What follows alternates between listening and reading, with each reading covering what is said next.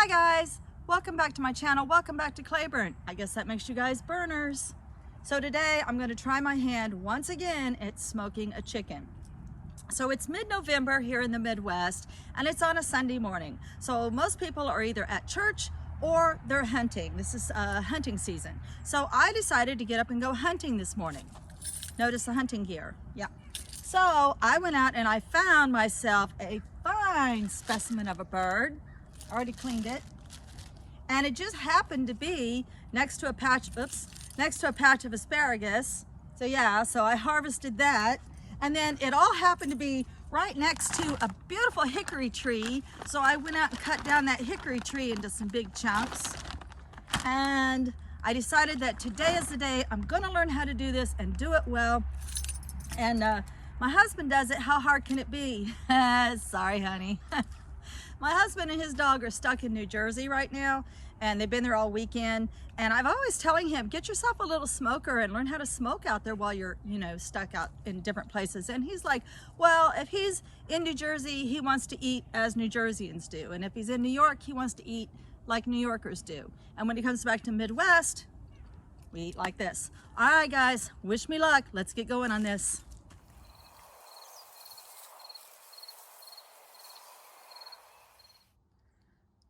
So from years and years of cooking, the one thing I do know is that you have to preheat your whole cooking apparatus. So we need for this thing to burn for about an hour and heat up all of this cold metal, and all this cold space.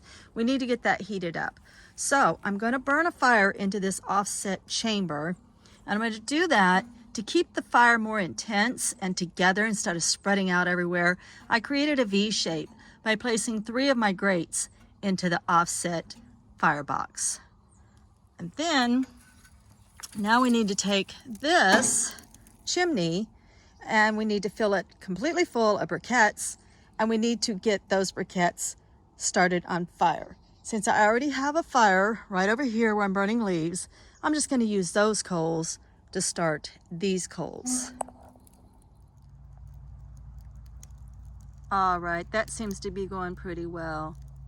One time I got a little distracted and my handle got too hot. So if you do it this way, you gotta keep your handle back over here by your edge. But this way you don't get all that fuel taste on your food. I'm probably gonna make a lot of pit bosses cringe, but I like liquid smoke. So I just rinse any residual liquid out of the inside of my chicken, coat it with a little liquid smoke. And then I have some barbecue rub that I want to use up. So I'm just going to completely coat both sides of my chicken and then set it in the refrigerator while I'm preheating my grill. The briquettes have reached their white hot state, and so now they're ready to be poured into the firebox that we already have set up with our grates. That's going to hold them more intensely in space than if we just allowed them to spread out everywhere in there. So while I'm waiting on my second chimney of charcoal briquettes to heat up, I'm going to go ahead and set up my deflector plate, which is just a grate with aluminum foil on it. And what that does is it keeps the heat, makes it go down. Like when it comes out, instead of the heat going straight up, it makes it go down and then back up. So it just goes up against the side of your firebox, and it's angled down. Okay, to further my setup, I put a coal bucket at the end of my firebox to catch any hot coals because we don't want any unforeseen accidents. We don't want any embers getting away from us when we're messing with our fire.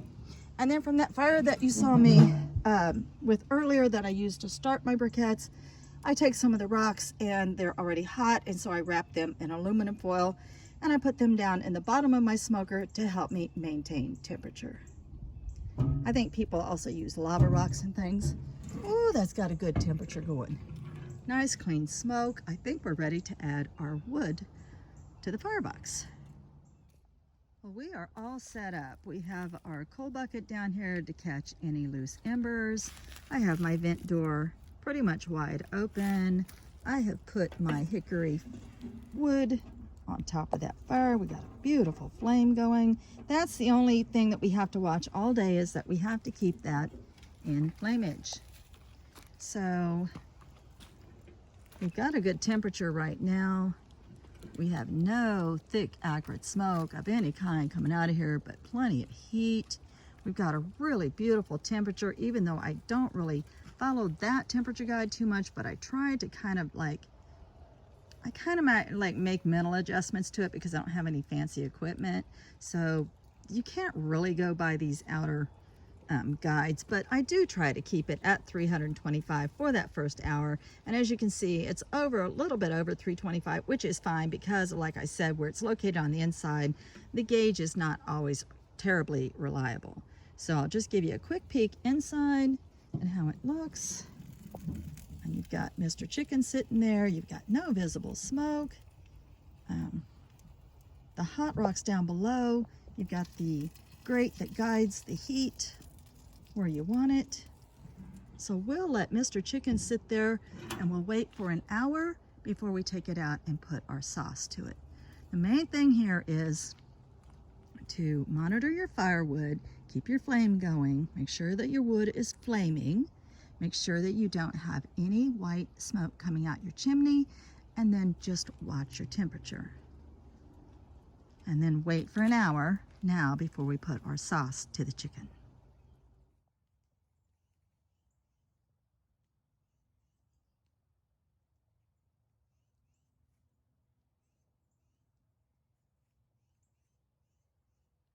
So I took the poultry out and kept the door shut, much like you would with an oven, and checked it with 2 different temperature gauges. So we're more than fine. I got a little distracted again, so he's been sitting in there quite a while, and he's more than fine.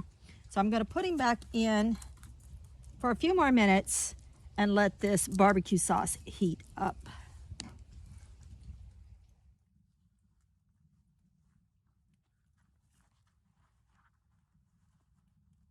Now the chicken comes out and gets set off to the side. And then I'm going to dump some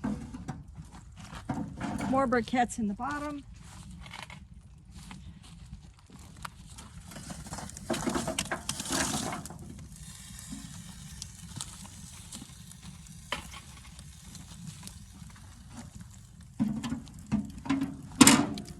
And grill my asparagus.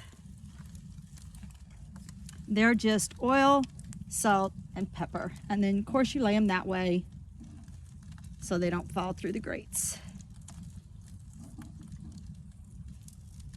All right, so there we have it. We have smoked chicken and grilled asparagus.